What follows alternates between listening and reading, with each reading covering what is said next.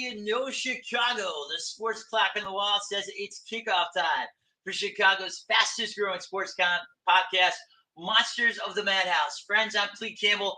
Honored to be with you tonight. I'm here from the Monsters home studio in Asbury, Iowa, and we are brought to you tonight by these wonderful sponsors, TC's World of Wonders. Friends, the 2023 NFL season is just around the corner. Make sure you are suited up, styling, and profiling in your team's favorite gear and swag at the home of the best online deals in sports jerseys, folks. That's tcsworldofwonders.com. Also, budget jet cars. Get on the road in safe, reliable, stylish, and affordable style as only budget cars can get you there. Chicagoland's most trusted automotive team is Budget Cars. And also, Serendipity Ice Cream Parlor, where summertime has never been more delicious. And also, folks, Bridges Scoreboard Restaurant and Bar. From the British Open to the Women's World Cup to the Cubs and Sox, there's no better place to watch your favorite team or sporting event than Bridges, your Chicagoland sports headquarters with the Hall of Fame menu. Folks, so happy to have you join us tonight. Great show lined up for you. We are going to have TonY the Truth Gill, the very talented content producer from NBC Sports Chicago, with us here in just a few minutes.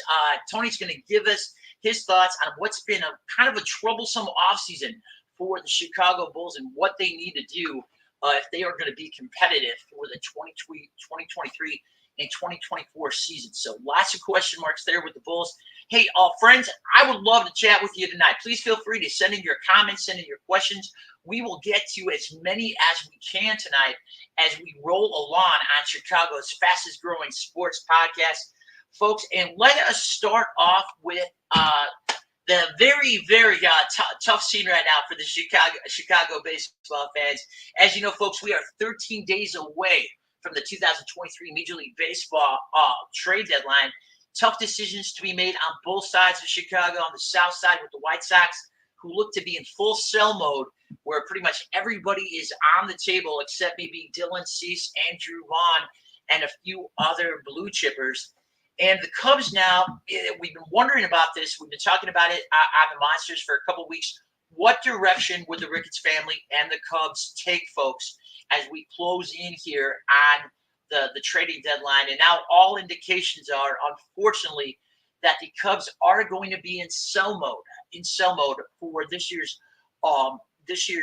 trade deadline. ESPN right now is reporting that the Cubs are leaning toward being sellers. And Cubs general manager Carter Hawkins himself told Jesse Rogers of ESPN, at the end of the day, you've got to make a decision around this year's playoff odds and future year's playoff odds. The exact record doesn't matter if you get down to that gradual level, but it doesn't feel super comfortable being under 500 and in a super competitive situation. And that's what the Cubs are definitely not in right now, folks. They've been stuck in idle for about 3 months now, trying to make any kind of ground in the National League Central, and they still find themselves going into tonight's game with the Nationals, 7 games under 500, 8 games behind the first place Brewers, and really showing no signs that they're ready to make a move. I mean, we've seen this team tease us all year long, folks. Remember the big early season series victories over the Dodgers. You know, we took 2 out of 3 from the Yankees, our first victories ever at Yankee Stadiums. We played great with the Padres, but this team has just not been able to go on that run that they need to get themselves in position to win the National League Central Division, which, if you look at it, folks, it's the Cubs' only way into the postseason. Any chances of a blue October rely completely on them finding a way to catch Milwaukee and take over the lead and capture that all Central. It's just hard right now on July 19th to see this team being able to play the type of baseball that they're going to need to win the division. Tomorrow night, we are going to have the very talented Greg Zumach of NorthsideBound.com joining us. He'll be here with Coop and tomorrow night, folks. And Greg really broke it down. You know, to get to the 86 wins, which most people feel is going to be the baseline to win the National League Central. Most people believe 86 wins will win you there. The Cubs will have to play at a 100 win pace from here to the end. That means winning every series, folks. That means playing 667 baseball, taking 2 out of 3 against every team they're playing. it just seems very hard to feel like that this team's going to be able to do that. They haven't been able to really roll off anything more than 5 or 6 games in a row this year. And the rotation, while it's been there consistent for most of the year, just hasn't been backed up by solid hitting. So Jesse Rogers, the very talented editor of ESPN, thinks the Cubs' plan right now at the trade deadline would be to trade away vets. And that seems like the most obvious names that if you're looking at potential trade targets for the Cubs, Cody Bellinger, who's working on a 1-year deal that will be up after this year. He would be a wonderful, wonderful pickup for a contender. And then also the man that really is all questions revolve around is staff-based Marcus Stroman. Marcus Stroman, who can opt out of his deal this year after this season. He wants a long-term deal.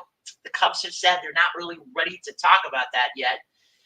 So it's 50-50. Do the Cubs move Marcus Stroman? They could get a very good, potentially a king's ransom for a pitcher of his caliber.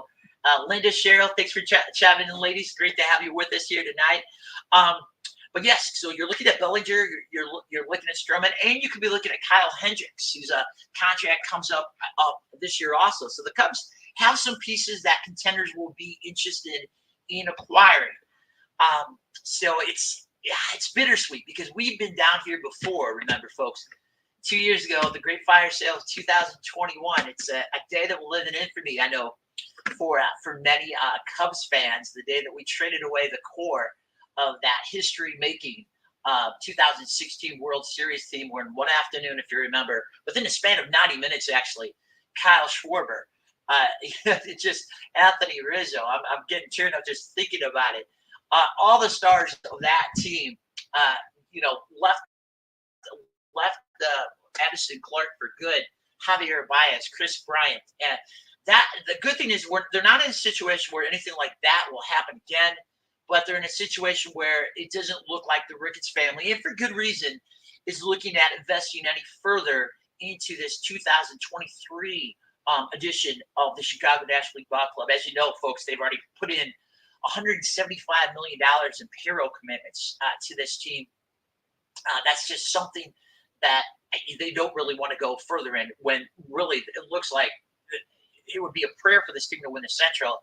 And this team would need St. Jude and all of his Angels to make any kind of run in the postseason if they got there. Here's Carter Hawkins again, the Cubs GM, talking about why it doesn't make sense for this team to invest and be buyers at the trade deadline rather than sellers. Hawkins says there's playoff odds and then there's World Series odds. And I don't think there's much history of teams being under 500 at the All-Star break winning the World Series. And that is 100% true. That has never happened in the history of Major League Baseball, where you've had a sub-500 team be able to get in the postseason and make a run at a World Series. So all indications are we will be looking at the Cubs in slow mode, folks, at the Major League Baseball trade deadline. Again, that's coming up. Remember, 3 p.m. Central Time, Tuesday, August 1st. And stay right here at Monsters of the Madhouse. We will break it down for you as we get closer. Every single move will be right on top of, folks. And have that ready for you. All right, now I wish we had better news. Looked over the South Side, and where things for the White Sox not as bad as they were maybe a week ago. They're on a little bit of charge. They've got within 15 games under 500, but still they're looking at another year, unfortunately, of watching October from home. And it's a situation now where you have Eloy Jimenez, who just seems like these jinx, folks. I tell you what, I look at Eloy and I just think about Derek Rose, talented players that never really could shake the injury bug. He's out now with a groin issue. Hopefully, the Sox are optimistic he can be back in a few days. But this is a team that hasn't been able to put it together any kind of winning streak at all this year. And they're going to be in a situation where they're going to have a lot of people calling them about a lot of different players. It's going to be interesting to see who stays and who goes. You got to think that players like Tim Anderson, Liam Hendricks, Liam Leinhart, who's made that courageous return from cancer to be effective for the Sox, again, are going to draw a lot of interest. Obviously, Lucas Giolito will be somebody who will field a lot of calls. Dylan Cease, the one player that the Sox are publicly telling us, folks, is untouchable. We'll be willing to see if someone goes Don Coryell and makes the Sox an offer they can't refuse for Dylan. So it's going to be interesting. It's interesting to say the least, folks. I wish we could be talking about two Chicago teams, make going all in to make postseason runs, but that is for hopefully another season coming here soon. So we'll see how that is, folks. Also, as I know many of our great Bears fans out there, we are counting down the days. We are less than a week from having the full roster of the 2023 Chicago Bears in training camp, folks. Rookies will report this Saturday, the 22nd of July, and veterans are coming in next Wednesday, the 26th. Lots of questions to be answered about the 2023 Chicago Bears. We'll find out a little bit more as we move along. Interesting piece today in NBC Sports Chicago had a great piece where they had 4 Bears who could be in trouble. These are 4 Bears players who received who saw a lot of time last year, a lot of playing time last year, that could be in trouble if they don't have good camps, missing this 53-man roster cut all together. And they were Aquandia St. James, the wide receiver, cornerback Kendall Lador, guard Alex Leatherwood, and running back Treston Ebner. So there is going to be a lot of good competition when the Bears get to Hallis Hall next week at a lot of different positions. Obviously, I think all of us, as we talked about here in Monsters ad nauseum, really, is how is this wide receiver core going to shake up, folks? Because this is a much more talented Bears wide receiver core that we saw last year. And there's a lot of big names. DJ Moore, who's projected, as you see there, folks. We have the Bears projected offensive starters right there, projected to be the new wide receiver 1. Chase Claypool has had a off season he wishes he could forget. He wants to hit the reset button when we get to training camp next week, because he wants to take the focus off all the things he's been doing off the field, going to fashion shows, this and that, and show that he really can be that legit deep ball threat that the Bears invested in a second-round pick in last year. So it's going to be interesting to see how that shapes up then, too. And then, of course, for me, folks, as we know, everything this Bears team is going to do offensively this year will have to start on this rebuild offensive line and how they can protect Justin Fields. Right now, we're looking at projected starting 5 on the line of Nick Davis at right guard, Darnell Wright, the first-round pick out of Tennessee at right tackle. We'll have Cody Whitehair at center, Kevin Jenkins at left guard, Braxton Jones at left tackle. But those positions are definitely not set in stone. So all of those players will definitely be challenged, to keep those spots, as we get kind of roll into the preseason and starting to look ahead to that September 10th season opener against the Aaron Rodgers-less Green Bay Packers. How beautiful, friends, is that to say? The Green Bay Packers without Darth Rodgers, they are reloading without Jordan Love. And the Bears are actually an early favorite, folks, believe it or not. Bears an early favorite in that season opener against the Packers. That is great news. And hopefully that means that it's just the start of us turning around the narrative, changing the narrative of that rivalry that once was all Bears, that unfortunately has gone in the direction 100% of the Green Bay Packers lately. So we'll see how that plays out. Also, folks, a story around the NFL. We talked about this at our Facebook page, Chicago Sports Podcast Facebook page. Be sure to check into there, folks. We have breaking news all day long. We have all of our great contributors are there. You can follow their breaking news. We have a story, really a very controversial issue in the NFL right now with the devaluation of the running back. And for me, as an old school Chicago Bears fan, folks, I know like you are, we're historically we're a run team. I mean, we grew up with Walter Payton. We grew up with Neil Anderson. We grew up with Thomas Jones and so many countless great Bears running backs. Matt Forte, one of my all-time favorite Bears. This team is built around running the football. And it still will be this year, years to come, moving forward with everything that Justin Fields brings to the table, along with Khalil Herbert and a much improved running crew. But the NFL running back right now is really thought of among NFL general managers as nothing a shade more valuable than punters and kickers. And that is a sad statement of where we've come, folks. The average career of an NFL running back, according to Statistica.com, is 2.57 years. And I think this is one of the reasons why that we're seeing running backs devalued at historically terrible levels right now. I mean, what we're seeing right now is we're seeing elite running backs. We're not talking about run-the-mill running backs. We're not talking about just get to 1,000 yards a season or average 3 yards a carry running backs. We are talking about elite marquee running backs in the prime of their careers, at the height of their football powers, all 25 to 28 years old, having trouble just getting contracts, just finding spots on the roster.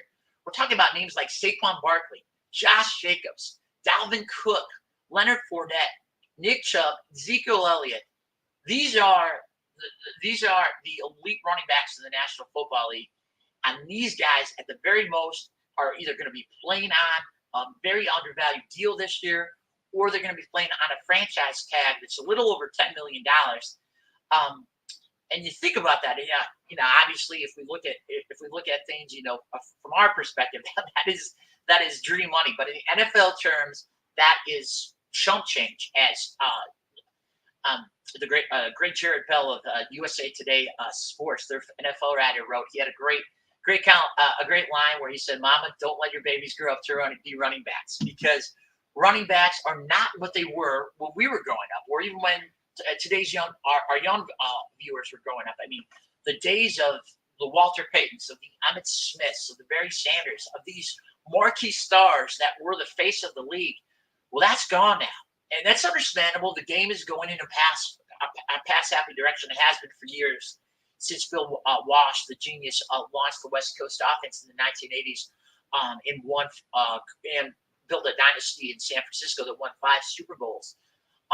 But what we're seeing now with running backs is, we're talking, folks, we are days away from training camp, and we're talking about players like Dalvin Cook. We all know what he's done for the Minnesota Vikings in the last couple of years. He doesn't have a team. We're looking at Saquon Barkley possibly opting to sit out the 2023 season rather than play on a 1-year franchise tag from the Giants, because he can't get a long-term deal from them. And we're also looking at a situation where you have a star like Joe Mixon of the Cincinnati Bengals. This week, he took a $3.4 million pay cut just to keep his roster spot. So this is what we're talking about with how the NFL is viewing running backs. Now, they're not running the ball any less. The running back is still an essential part of every team's offense, especially our Chicago Bears, who have decided to go very, very low money. You look at what Gill Herbert is going to be making this year. He's in a situation where one bad half a season could have him, off this team. So nothing's guaranteed to anyone with how running backs are looked at. But let's look at this, folks. This stat just blows my mind. Saquon Barkley accounted for nearly 30% of the New York Giants offense this year. He had 1,650 yards from scrimmage. But his quarterback, Patrick Jones, who I think most of us realize is average at best, he's going to be making $40 million a year on his new deal, while Saquon can't even get more than a 1-year deal currently from the Giants. And they're kind of really bringing home this point.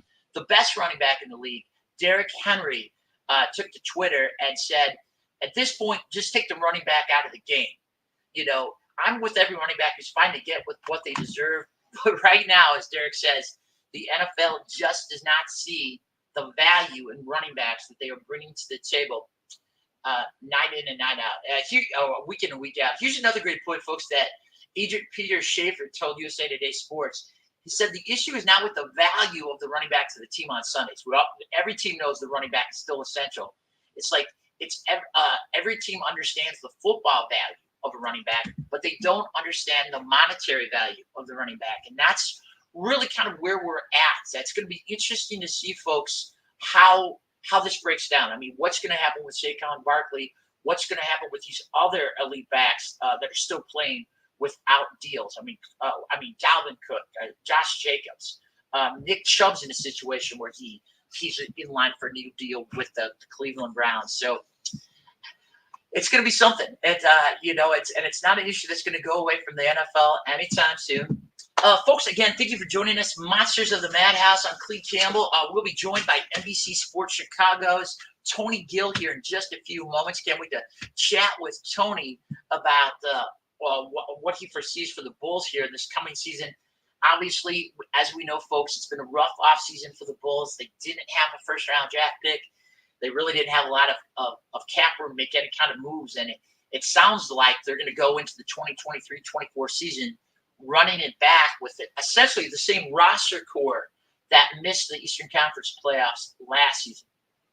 So it's the Bulls are definitely a team in flux and a team right now that could go either way. Do they go full rebuild or do they try to hang in there?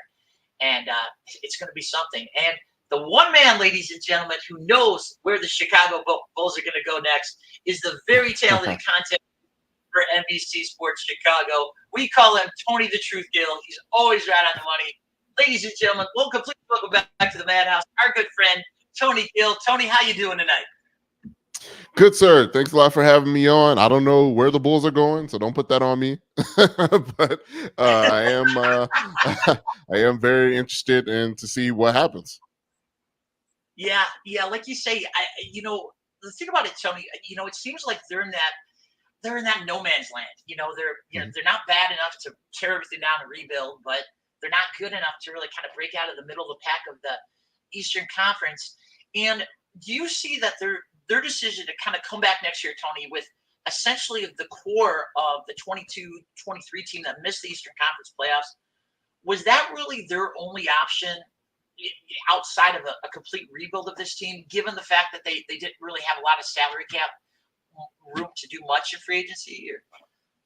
Well, I think it's a more of a philosophical answer than anything. And I know people like to blame ownership and the Reinsdorf, but one thing that the Reinsdorfs do is they let people work and do their jobs for the most part.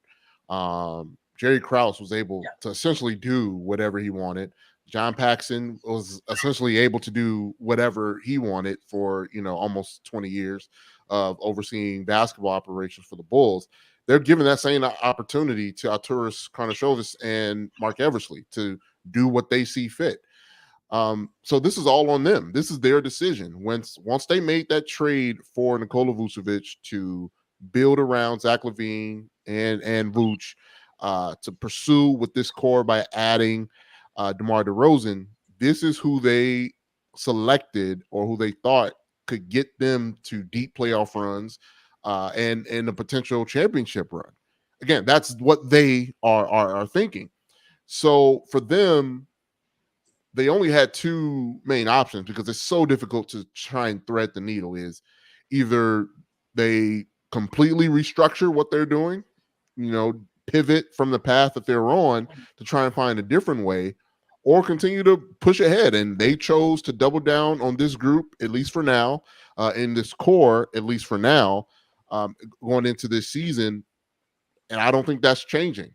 They added guys, Torrey Craig, Javon Carter, great pickups, no doubt about it. Both high 30% three-point shooters, multi-positional defenders. They definitely contribute to winning, but how much so, considering we've seen this group perform at a level that didn't make the playoffs. So I guess that's a long way to answer your question is, yes, they had options, but were they willing to address all or realistically look at all those options, or were they already predetermined to push through with this group? And it seems like so far that they've determined within themselves to push through with this group. Yeah, you're right, TonY. And longtime Bulls fans, we know this is Jerry's philosophy. This is his thing. If he doesn't feel like something is worth investing, going all in, if there's not a big chance of winning a championship, as he did when he tore down the dynasty after the Last Dance, he's not gonna put himself in a position where he's gonna be spending money where he knows he won't get the results. For you though, what really kind of breaks my heart with this team is it doesn't seem like we've seen this team at 100% of it. I mean, given with all the injuries, with everything they went through last year, you look at the fact that we're still waiting to see that the core all on the court at the same time with Lonzo Ball's situation. The Bulls fans that you talk to, is that the most frustrating thing for them, that we've never really been able to see this core really all together as it was envisioned? That's an interesting question, because we did see it for a little bit with Lonzo Ball, and ultimately that's who we're talking about here when we're talking about injuries. The rest of the guys, obviously, Alex Caruso had his injury issues. Zach LaVine, he came back from a knee, but he did play through it, and towards the end or the second half of last year has proven that he's gotten past it. DeMar had some slight hamstring issues, but he did play. But majority of that question in terms of injuries, it revolves around Lonzo, and what their vision was with Lonzo was cut short. Now, it could be debated that should have been a prediction. Lonzo has never played more than 60 games in his career. Lonzo has had chronic knee issues his entire career. So one could debate, hey, as a GM, as it is your job, is to at least predict as much as you can. Nobody predicted, Lonzo having this much of a debilitating injury where his playing career in general might be over. Nobody predicts that. I get that. But you had to consider that there would be a possibility that you won't have Lonzo Ball for stretches of time to develop enough of a chemistry because of his history. Usually you don't get over major knee issues as you get older and longer tooth in the NBA season. Those just don't go away. But they wanted to see, they had a vision, they had a particular way that they wanted to play. And it was fun, right? For the first half of that first season, it was enjoyable basketball. They were competing. It was fun. Now, when you think about the totality of it, everybody else is there outside of Lonzo. In their pecking order, Lonzo would be technically their fourth best player. So if all of this hinged on your fourth best player, when specifically we're talking about last season, the year that they missed the playoffs, where three of your best players played the majority of the season and one of them played all 82, there's something wrong with your core. And there's nothing that adding a Javon and Javon Carter, adding a Torrey Craig can do to fix it in terms of the long term and the future of that core, in terms of how deep they go into the playoffs. Do these pickups mean that they can make the playoffs? I will go as far to say yes. If healthy or relatively healthy or as healthy as they were last year, which we know, that's, a risk. But if we're going based on what happened last year, I think they do make the playoffs with this team as of right now. But that doesn't change the outcome of what we all predict. Right, exactly. And like you said, TonY, we're looking at least another year without Lonzo Ball, who seems like he's headed to surgery again. Like you said, that there still is enough talent here for this team to make a playoff run. But what has to happen? I mean, in the big picture, what has to happen for this plan to work, to run it back with this core for next year, and for this team not just to make it as an 8 seed, TonY, but really be a contender in the Eastern Conference? I'll answer the question and I'll explain it. There's really nothing they can do with this team to win an NBA championship. I just don't see it. They could, again, anything can happen. I can be proven wrong. But from what we all seen and what I've seen about what qualities does a championship team have, I don't see that with this group and with this core. Not with the way they play offensive basketball, not with the personality types that are on this team. I just don't see it. I don't think there's anything that this current group, they have 12 people contracted on this roster right now. The last 3 slots aren't going to make that much of a difference. So I'm going based on the current 12 that they have. You can't tell me that that group of players, Zach LaVine, DeMar DeRozan, Nikola Vucevic, as your 3 best players, is going to lead you to an NBA championship. Not because they haven't done it before, right? Like the Denver Nuggets didn't do it before, but they had the qualities that people believed in that they can win an NBA championship. Right. I just don't see those same qualities with this team. Yes, they can make some noise in terms of, extending a series in the first round, maybe depending on seeding and injuries that they can make it to a second round. But nobody is thinking that this team, either locally or nationally or internationally for that matter, that this team can be an Eastern Conference Finals contender or let alone a NBA championship contender. Yeah, and like you said, Tony, I mean, we've seen it before. We've seen this team go on stretches where they're playing 2, 3 weeks, maybe a month of great basketball. You get your hopes up. I know I have in the past, but just something will happen, and I kind of it seems like it always starts with Zach LaVine. We all know what a great scorer is. We all know what a great guy is. What a great competitor he is. The defense gives us questions. But there was so much talk that for Bulls fans that were nervous of a complete roster teardown before the draft of Zach probably being on the move. But now obviously they've committed to him for the 23-24 season. But even with all that money, with all those years left on his deal, do you see them? Are they still taking Zach? Is it a year-to-year approach with him, or is he still the long-term cornerstone of this franchise? Well, I think the amount of times he's been in the rumor mill, I think would suggest that this is a year to year type situation. Um, at that point, once they still had the decision, right? When they first got here, a lot of things were up in the air. A lot of things were movable, right? Zach was coming up on a big deal. He didn't get it yet. They had a lot of decisions, but once they made that trade for Nikola Vucevic, they made that at that point the decision that they were going to go all in right now with Zach LaVine as one of their better players. That's when they made that decision, when they made that trade right there. You don't make that trade unless you think that you can do something. They thought that they could do something.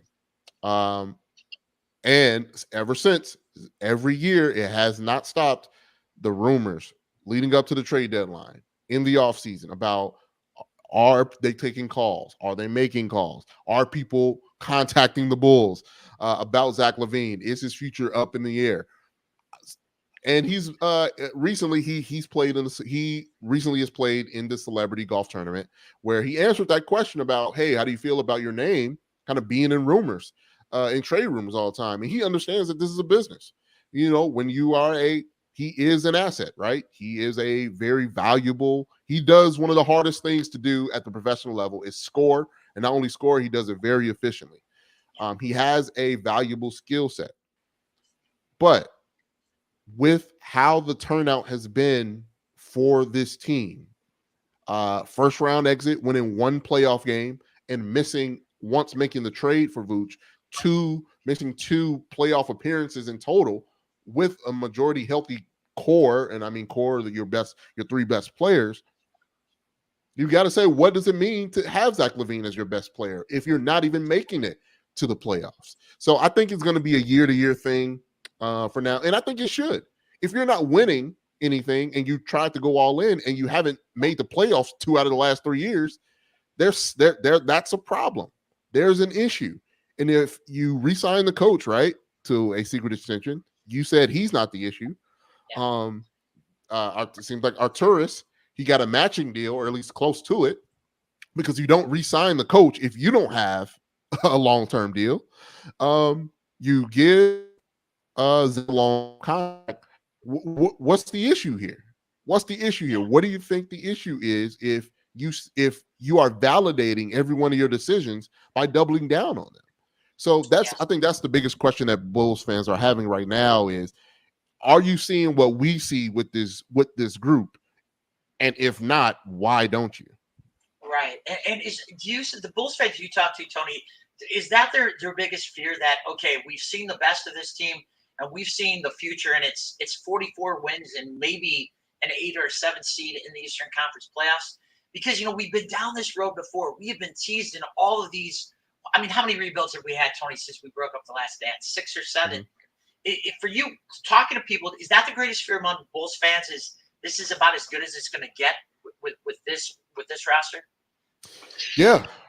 And one thing that, and this is why I love Bulls fans, and I want to make sure that we're in lockstep together, because I do see, because where they're coming from.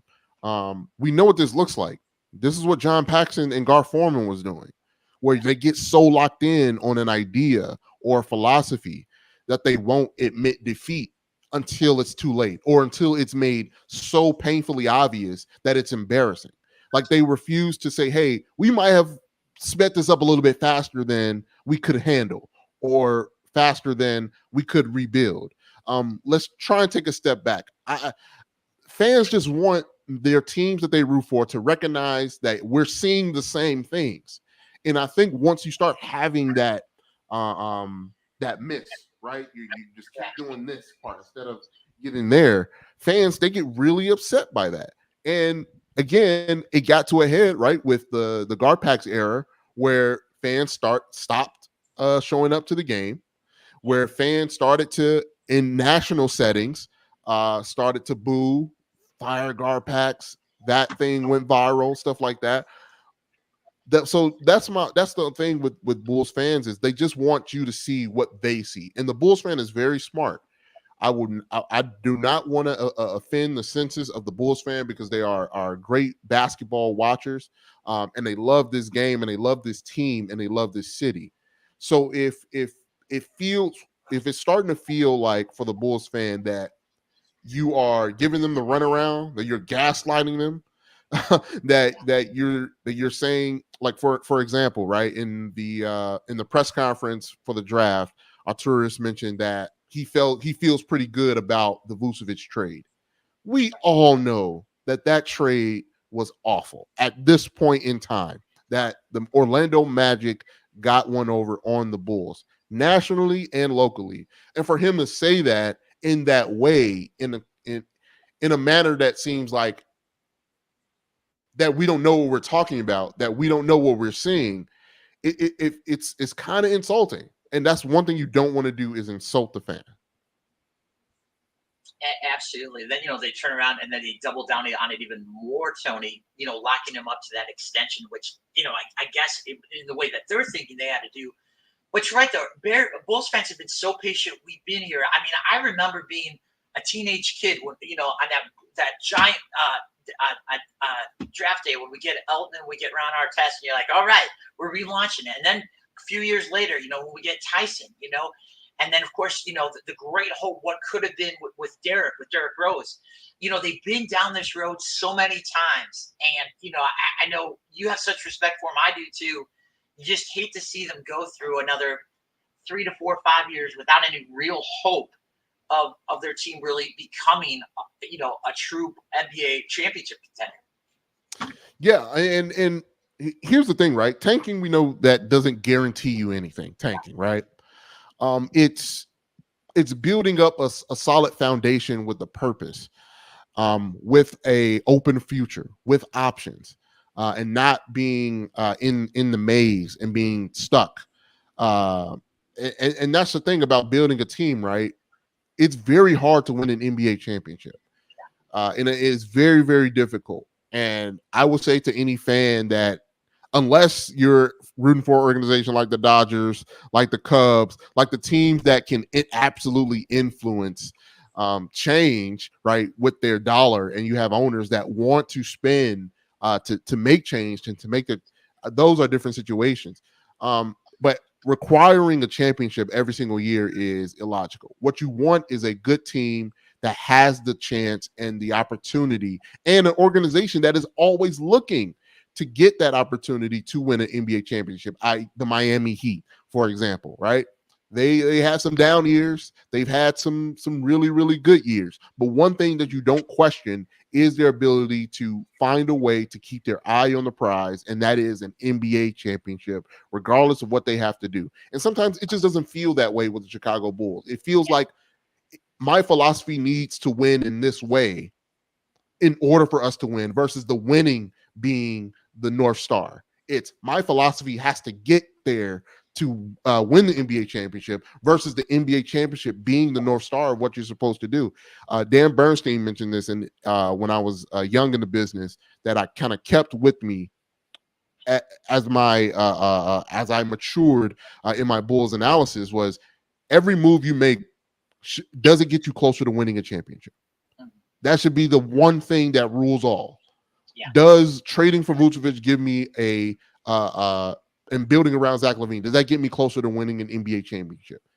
And how long is that window? Right? Every move you make, you should be asking yourself that question. Do I get closer to winning an NBA championship realistically? And I think that's the biggest issue now is it feels like philosophy is trying to beat out the actual goal of winning an NBA championship and increasing that window. That's all you want. You want as many shots and many bites at the apple as you can. Does this team give you multiple shots? And it just doesn't. Yeah, and you're right. The Pat Riley factor there in Miami is such a gift for them because you're right. They always have that vision, that championship vision. Hey, TonY, if we could look at the 2023 NBA champions, the Denver Nuggets obviously now are the blueprint. Everybody's going to be trying to, follow what they've done. And I guess this is the $1 million question for Bulls fans. And we all know the answer is, a few thousand miles, but how far away are the Bulls from getting in position where they can build a foundation like the Nuggets have? Obviously we know we're no situation where we can get to where they are in 2 to 3 years, but how far away from where the Nuggets are now are we from building a foundation? Is the only way going to be eventually, do you think, tearing everything down and starting over, following like Denver's model? Or well, I think you're talking about a team that just won the NBA championship and a team that didn't make the playoffs. So that's about as far as they have to go, right? Is you got to get into the playoffs first. Like you can't. Yeah. Right. Like you can't hate when you're outside the club. You can't even get in the club. So it's like, what are you doing hating on the people that's getting in the club and you can't get in? Yeah. So in terms of how far that they are, I think for the Bulls fan, it feels pretty far. It feels pretty far because you got to measure. Okay, who's your best player? Zach LaVine, DeMar DeRozan. Okay, compare that to the Eastern Conference champion or to the two teams that were in. Are they better than Jimmy Butler? No. Are they better than Jason Tatum? No. So that's two teams that you're not gonna surpass, right? Like, are they better than Joel Embiid? Joel Embiid led team? No. Like there's so many levels to discuss and different angles to discuss how far they are as a team that it doesn't really even at this point make sense to even put them in the conversation of okay, how close are we to winning the championship and how close are we to the Denver Nuggets, right? The Denver Nuggets played excellent basketball throughout the playoffs from round one all the way to the finals.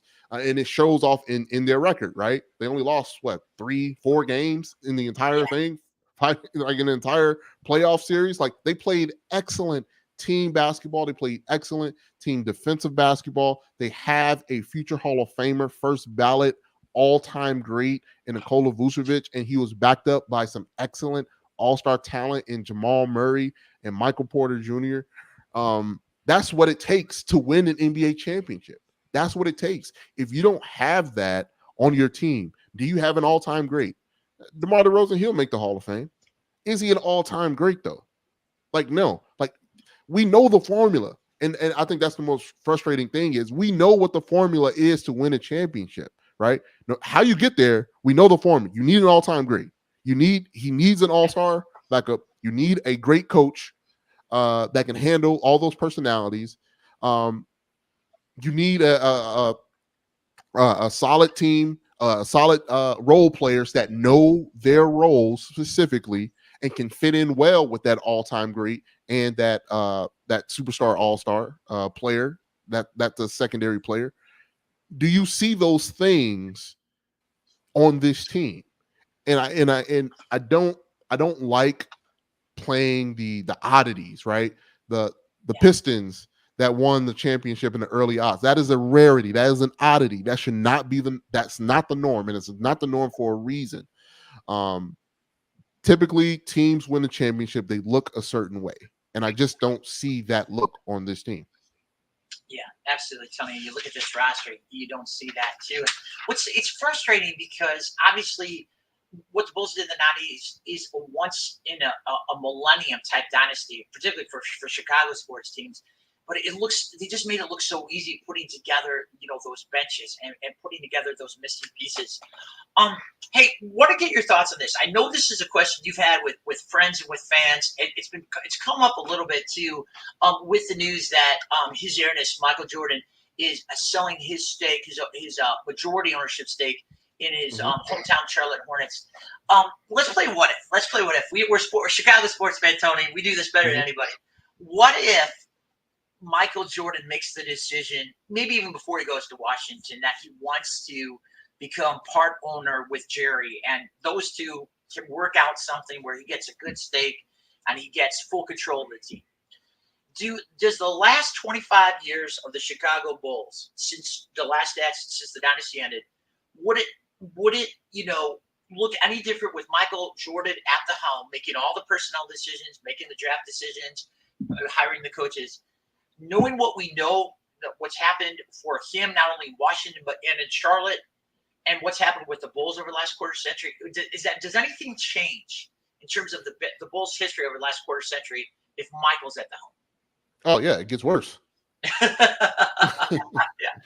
Yeah, it absolutely gets worse.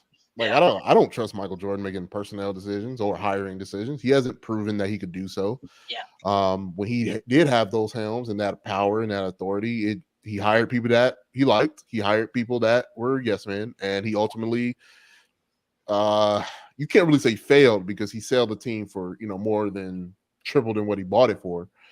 So that is not a life fail, but from a basketball sense, it's a failure. Him at a management ownership level was a failure. He did not get close to any type of significant winning.